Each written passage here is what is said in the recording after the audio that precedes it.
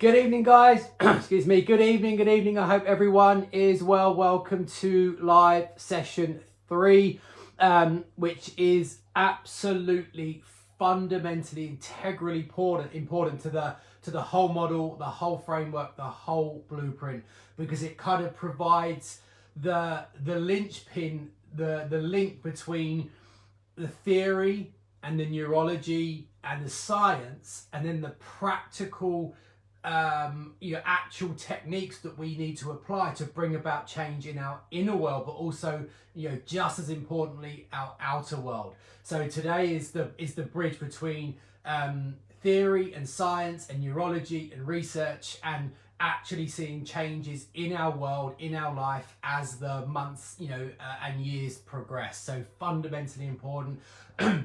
It's a practice that I use, like I say, usually every 3 or 4 months I revisit this, and I've done that for many years. Excuse me if I feel a bit croaky this evening. All of our kids have had the lurgy, the coughs and the colds, and I feel perfectly fine, but I can just feel it in my chest a little bit, so excuse me if I'm coughing. I've got the essential oil diffusers going. I'm on andrographis. I'm on thyme. I've got my beautiful side writers tea. Some of you may have heard of side writers. My absolute most favorite herb in the world, as in tea form anyway. I won't go into what it is now, but it's a herb that is just profound in terms of what it can do, particularly for kind of infections and immunomodulations, anti-cancer, blah blah blah blah. I won't digress into side-ritis, or we'll be here all night. So excuse me if I have a bit of a break for a cough or a throat clear. I hope everyone is well, wherever everyone is. Jackie, Lisa, Hazel, Diane, Charlie, Munda, Jenny. I hope everyone here has had a good day and everyone is well. As always, wanted to say a massive thank you for all of the beautiful comments on the Facebook group, particularly, I'm not going to obviously name the person. Josephine, Greek Mountain Tea, exactly that side writers, I'd never be without it. I won't mention the name of the person who wrote it for obvious reasons, but I had a beautiful message today, a private message on the Facebook group, from a lady. I've never met you before. We haven't interacted before. You're new to this group and new to me. But the message was how she was 52, or is 52, and was very not unhappy, but dissatisfied with where she was in life in a variety of areas. And she said that she has recognized over the last 20 years that her dominant behavior is self-sabotage, and she knows it, she sees it, but thought it was just down to bad genes and the way she was born, and it was black and white and there was no way around it. And she said about how empowering it was, one, to understand why she was doing that neocortex activity that we discussed on Sunday, but more importantly, that there is an evidence-based way around it. Just because you've been a self-sabotager for 20 years doesn't mean you can't change today, tomorrow. And it was really heartfelt, it was really emotional, it really impacted upon me. So that's the beauty of these models, is that it provides a way out. It provides a way of transformation, irrespective of where we've been, what we've done, habitual patterns. It doesn't matter what's gone before this second right now, what's gone on before over the last 20, 30, 40, 50 years has no bearing upon what can come next. And that's what ultimately what the blueprint, the Ayurvedic success system is all about. So tonight we're talking about the 8 pillars of prosperity. And the Eastern Life Audit. Absolutely integral. If you missed the start of the video, the reason I said it's so important is because it's the bridge between the science and the theory and the neurology and the practical, realizing practical changes in our day-to-day life. Okay. So yesterday we spoke about the idea of brain suggestibility, neurological suggestibility. And we said it's the only way, it's the only tool we have for protecting against the self-sabotaging, negatively biased, negatively skewed brain. Okay, actually, good point. I can see all the emojis. If everyone could give me a barrage of emojis, a barrage of smiley faces, that would be super helpful. Bear with me, I'm just going to change the light in here because it's really bright and it's in my eyes. I'll be 2 seconds, hang on.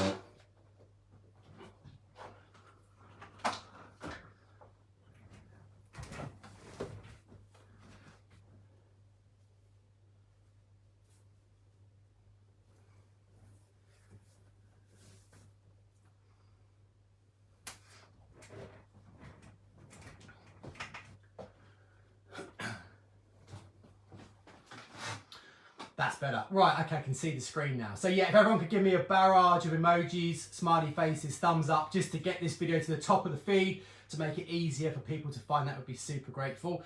So yeah, yesterday we spoke about the idea of neurological suggestibility. And we spoke about how it's the only way of doing away, mitigating, antidoting the inherent negativity of the neocortex, saying don't push forward, don't take risks, don't progress, stay safe. And we spoke about how accessing theta brainwaves and gamma brainwaves via things like meditation, nature immersion, solitude, silence, all of these kinds of things are the only way of neurologically increasing the suggestibility of the brain. Okay, but with that in place, if we are neutralizing the negative neocortex, if we're increasing the suggestibility of the brain, we then need to know what to do with it. Okay, that isn't an end in itself, it's a means to an end. Yeah, just took my jumper off, Eden, very well observed. Very hot in here. So now we've done those things, we need to know why. Okay, we need to know, why, what do we do with this? If we've increased the suggestibility of the brain, we need to know what to do with it. We need to know how to use that to get what we want and what we need.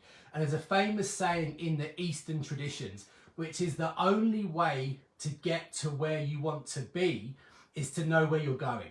Okay, the only way to get to where you want to be is to know where you're going. Okay, we can't engineer a brilliant life lived in the magic unless we have an understanding of what that looks like. What does a brilliant life look like for me? And I think there's always the chance, there's always luck. Luck always plays a role in some way, shape or form.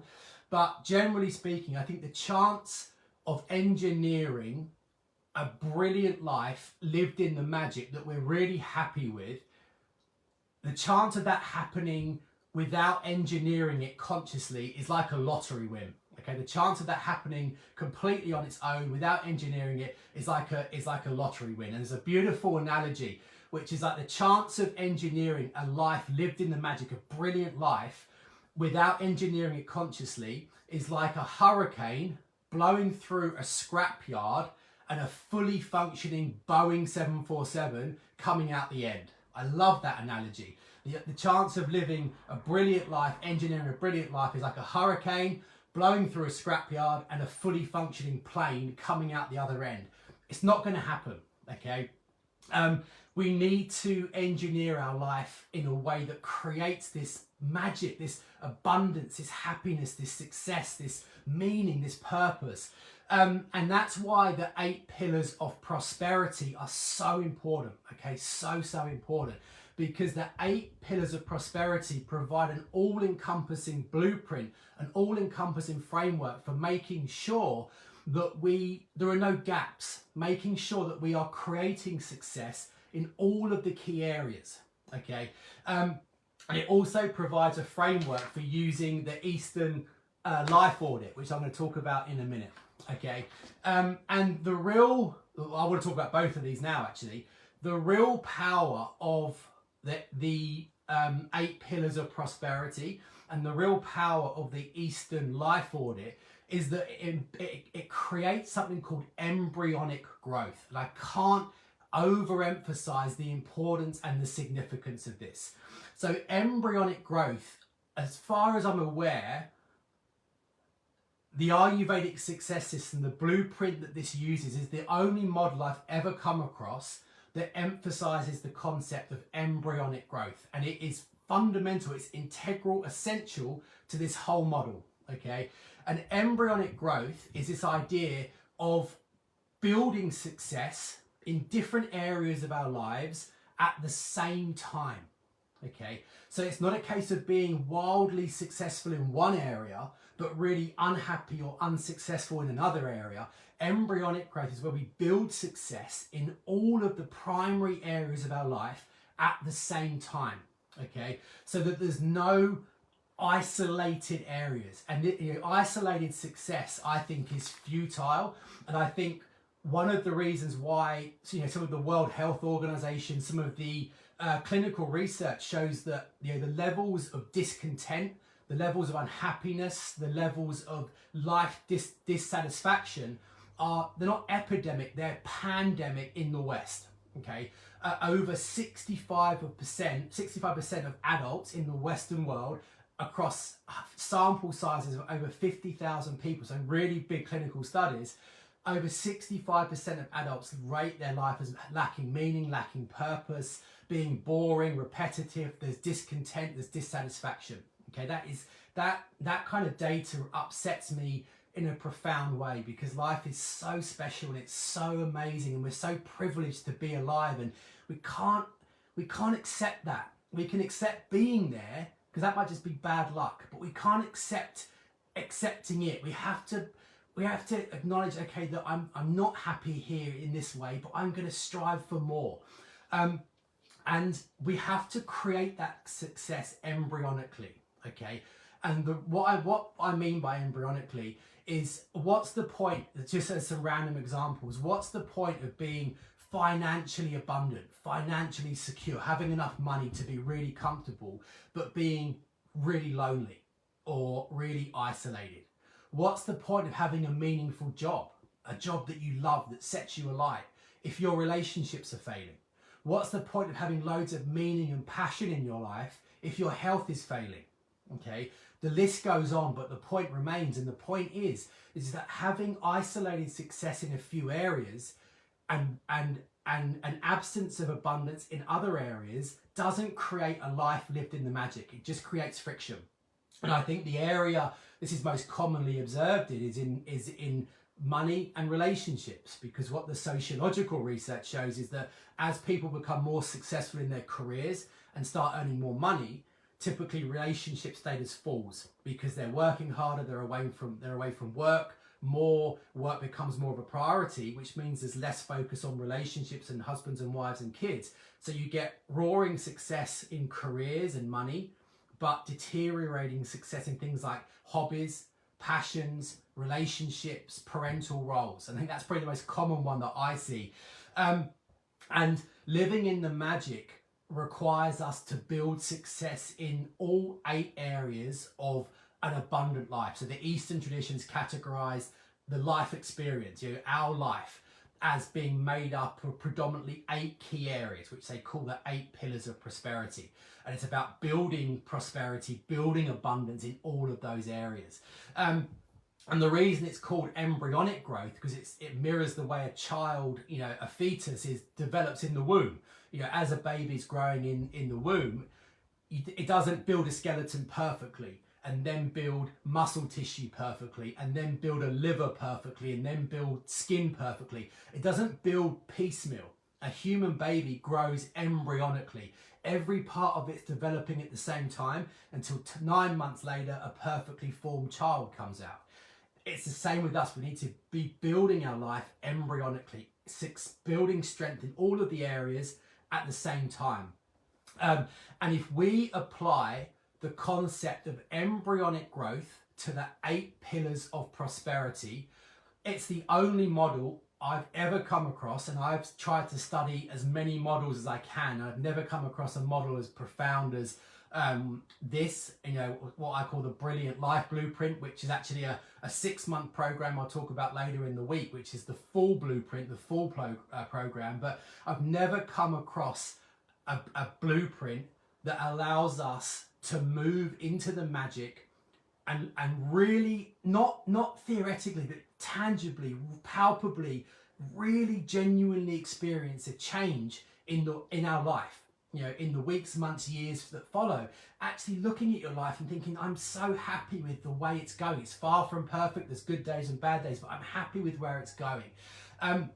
because this, by using embryonic growth in the 8 pillars, it makes sure there's no gaps. The Eastern traditions actually call it gaps. So what are the 8 pillars?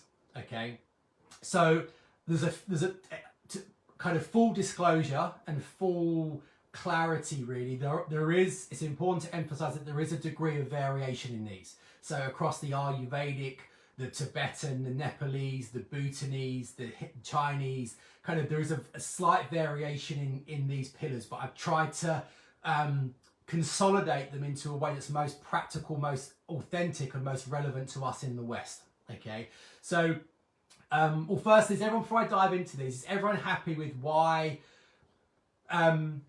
embryonic success is so important? Is everyone happy with why isolated success doesn't cut the mustard? Is everyone happy with why this kind of building success in all areas of life at the same time is the linchpin to this abundance we're looking for? Everyone happy with that? Lots of thumbs up, thank you.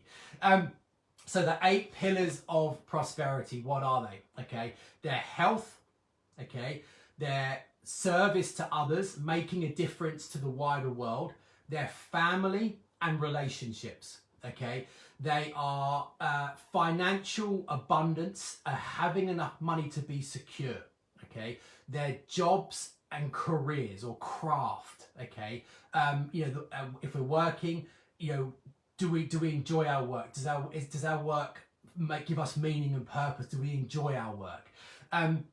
There's passions, fun, hobbies, okay? How we choose to engage in our spare time, okay? There is something called personal mastery, which is the actual closest translation from the Eastern traditions is practices that make sure I'm better today than I was yesterday. Okay, so personal mastery, self-development, practices that make sure I'm better today than I was yesterday. And lastly, spirituality. And that doesn't it can include religion, but doesn't need to include religion. Spirituality in this context is more about seeing ourselves as part of a bigger picture, realizing that we're not an isolated being, trying to do away with the rampaging ego. It's all me, and more us. Okay, so health, service, family, financial security, career or work or craft, hobbies and passions, personal development, and spirituality. Okay, so write those down. Okay, write those down. If you've got I'll list them up in a post tomorrow, but I would strongly recommend writing those down. So what's the Eastern Life Audit about? Okay, the Eastern Life Audit is a way of contemplatively, mindfully, introspectively, in some cases with brutal honesty, analysing our life, your life right now, my life right now, not what it was a year ago or what it's going to be like in 6 months, but right now, okay? What of those 8 areas are working well? What of those 8 areas are in which of those 8 areas are you experiencing abundance? Are you experiencing ease? Are you experiencing happiness? Where are the obvious weaknesses? In which of the 8 areas is there a sense of scarcity or lack? In which of the areas is there a sense of friction? In which of the areas, which area or areas are causing you the most problems? Think about the problems that you experience in daily or weekly life, whether that's hating your work or dreading getting to the end of the month because you haven't got enough money to live in the last few days of the month. You hate getting home from work because your relationship is dysfunctional, whatever it may be. You've got everything's really great, but you've got poor health and poor energy. What things cause you problems? Okay, what areas do you love? What areas set you alight? It's good and bad. And the aim is that you rate. Well, actually, before that, the aim is that, and I plead with you, I almost beg of you to do this, because so many people, I've taught so many people it, and when I spoke about my transformation in 2018, I spent hours, days constructing this, and And it sounds great and the theory is great and it stands up, but you actually have to do it. So I implore you to get a journal, get a notebook, get a scrap of paper, sit down with a cup of coffee or a cup of tea, or go for a walk somewhere and give yourself kind of an hour, 2 hours of protected time. And with absolute honesty, you haven't got to show anyone else, you haven't got to tell anyone else, there's no sense of judgment. Sit down through the lens of who you really are, not what society thinks you should be, or the face that you put on for society, or that you put on for your friends or your boss or your employees, but who you are. They call it the child within, your true self. Analyze each of those 8 areas relevant to where you would like to be, okay? And allocate it a score of 1 to 10, or actually 0 to 10. 0 being there is complete scarcity in that area. There is an absolute lack of abundance. It's the opposite of living in the magic.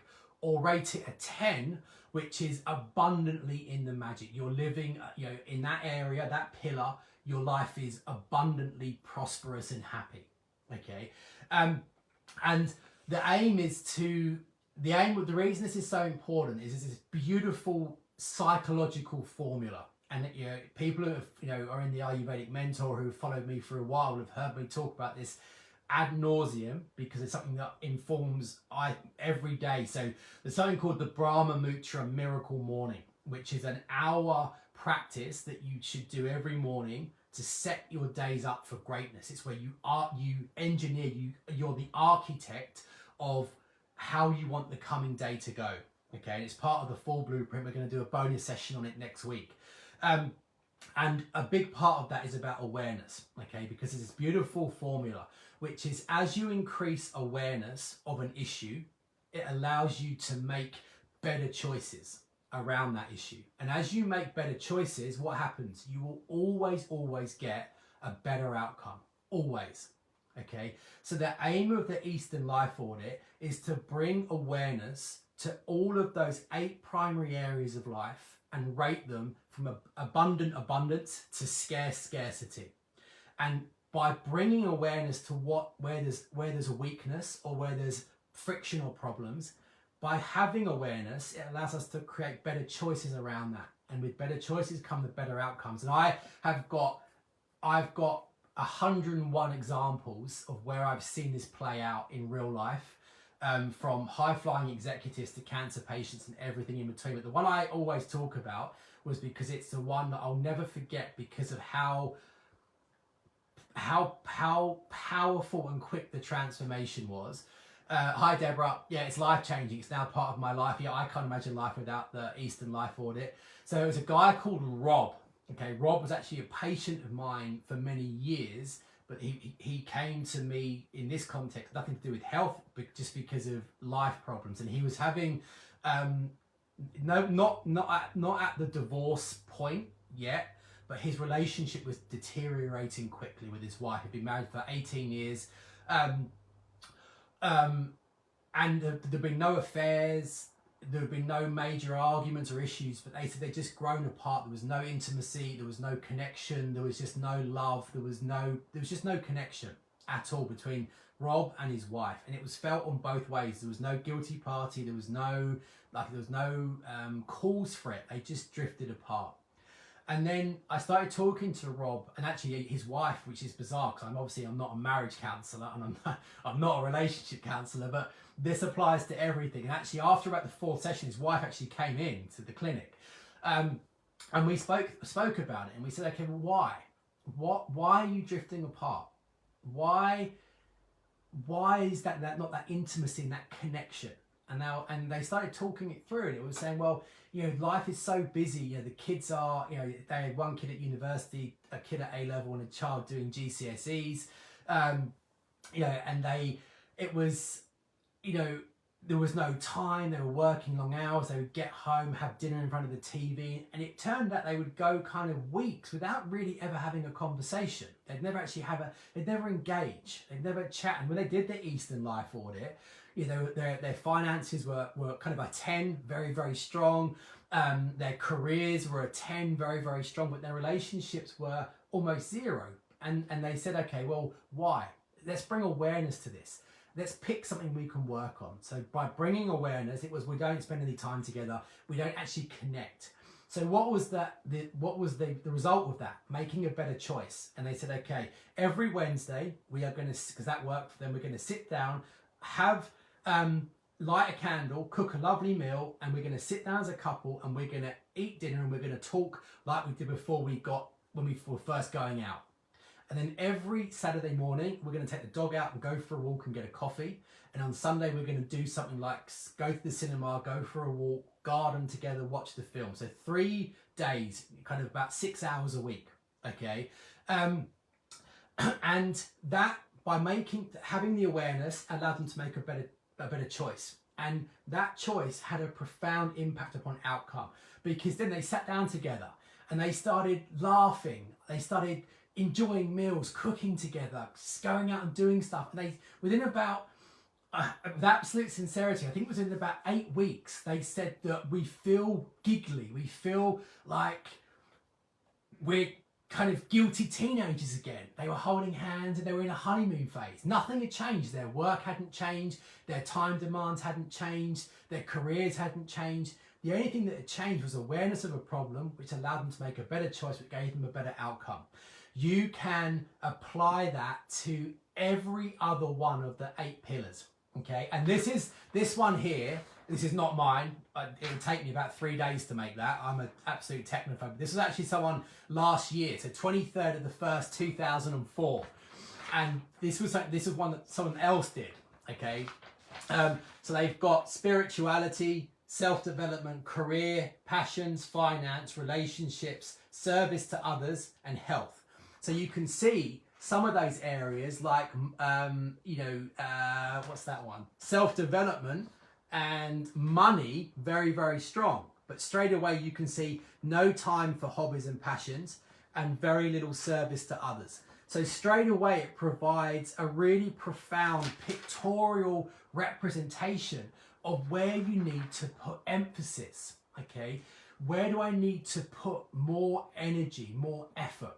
Okay, and the aim then is to, something again from the Eastern traditions, it's called closing the gap. Hi Danielle, oh my God, I can't go more than a couple of hours without my husband flouncing into my office to talk about, that sounds like Holly and I.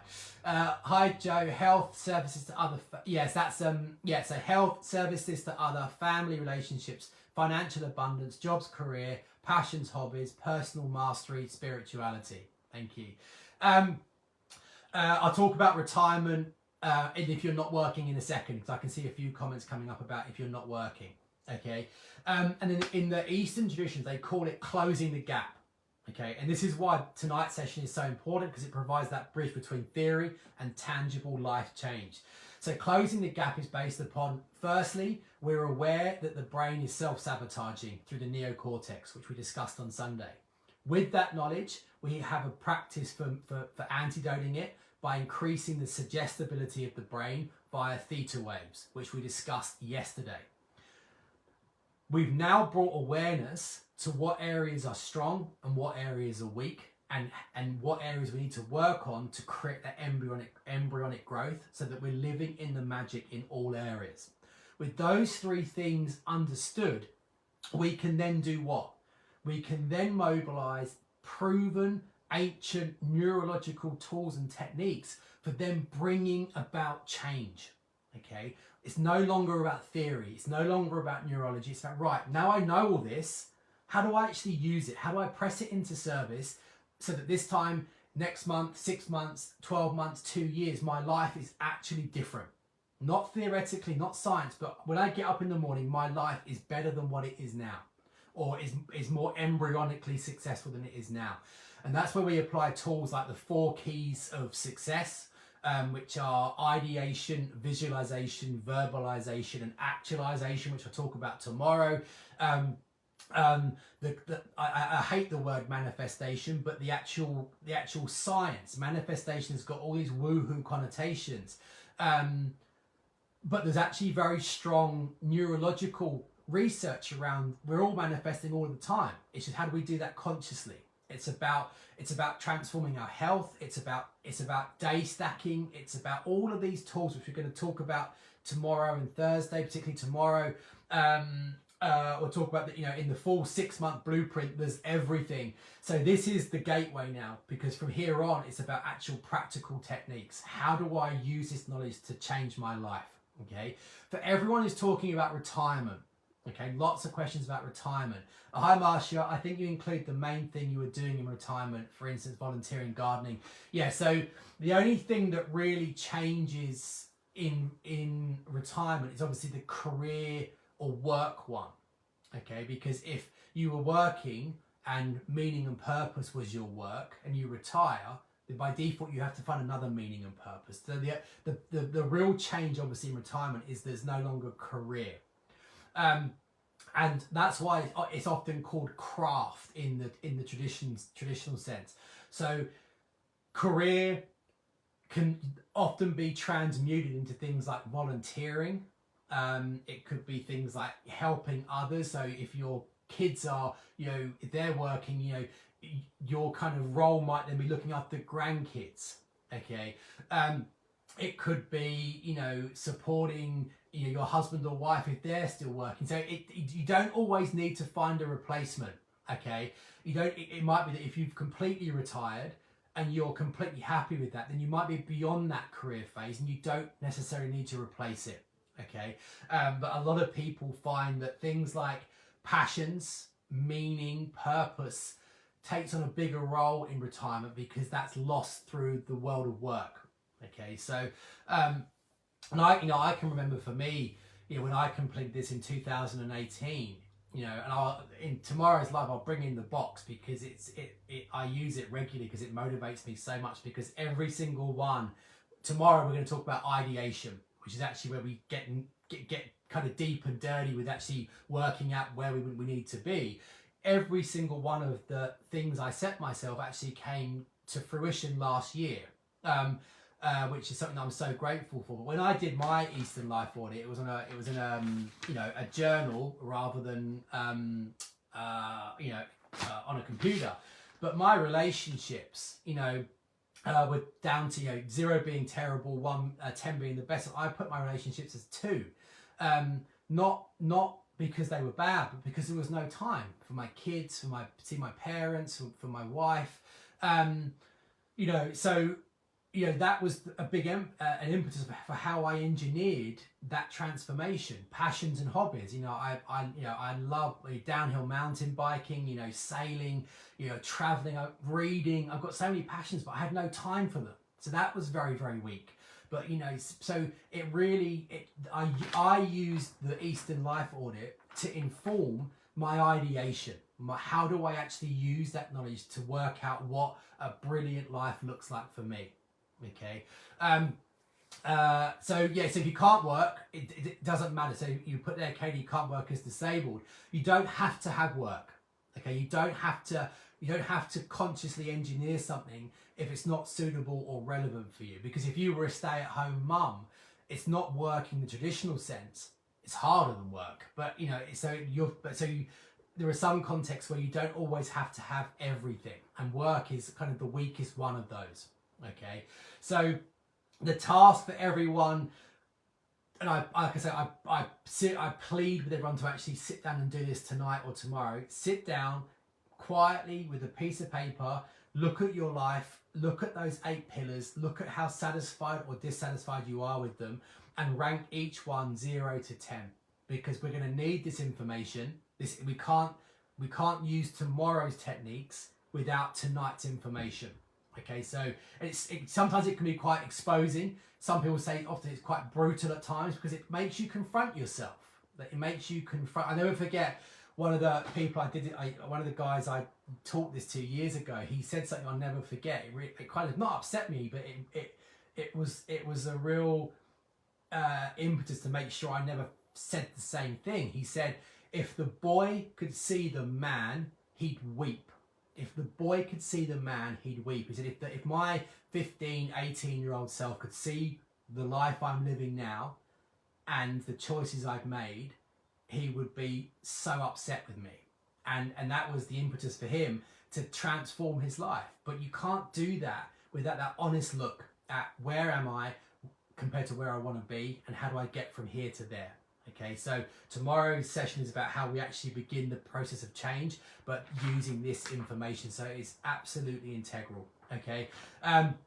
Any questions about this? And usually there's loads. This kind of generates often more questions than anything else. If there's any questions, review on severing the neocortex, please. This first step is imperative. I don't know how to get this right.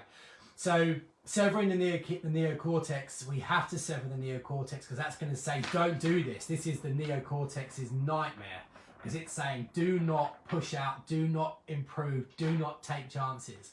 So the only way to sever that suppressing activity of the neocortex is to give the brain another option. You can't tell the brain to ignore the neocortex because that will make it focus on it more. You have to give it an alternative. And the only way you can do that is to make the brain more suggestible to a new alternative. And the only way you can do that is through when your brain is in theta wave activity, which is why yesterday we spoke about the need to embed practices that initiate and create theta wave activity, meditation, nature immersion, solitude, silence. Because if we're doing those, theta wave increases. And if theta wave increases, the brain becomes more suggestible. So when you say, right, you know, my passions are really weak and I need to build upon that, the brain is suggestible. It's happy for you to do that because the neocortex isn't saying don't do it because it's dangerous. Okay, so you have to embed, which was the focus of yesterday's session. Okay, so hopefully that helps, Eden. So any questions, please let me know. Any blocks, any barriers, any issues to the 8 pillars or the Eastern Life Audit, let me know on the Facebook page. But if not, I'll see you back at 7 p.m. tomorrow. Fundamentally important session tomorrow.